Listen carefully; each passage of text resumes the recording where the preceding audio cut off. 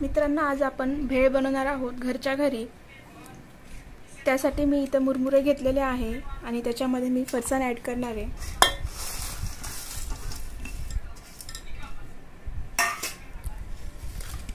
इथे मी एक कांदा बारीक चिरून घेतला आहे आणि टमाटो पण बारीक चिरून घेतला आहे। थोडीशी काकडी कट केलेली बारीक, थोडीशी कोथिंबीर ते पण मी याच्यामध्ये ॲड करणार आहे।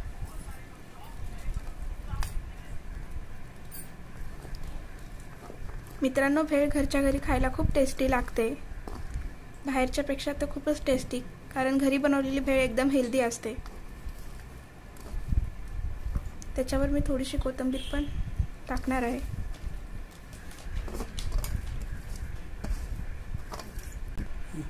आता त्याच्यामध्ये मी गूळ आणि चिंचेचं पाणी ॲड करणार आहे।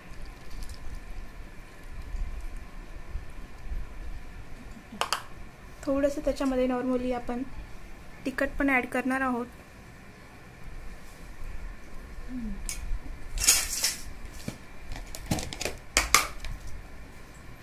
मीठ पण उकळ थोडंसं नॉर्मली टाकायचं आहे आपल्याला, चवीनुसार।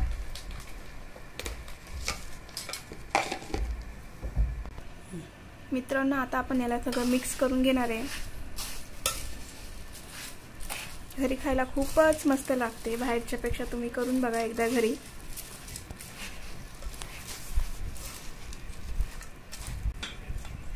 मित्रांनो, आपली इथे भेळ तयार झालेली आहे। तुम्ही घरी एकदा नक्कीच ट्राय करा आणि आवडल्यास लाईक करा आणि सबस्क्राइब करा। खायला मित्रांनो, या खायला।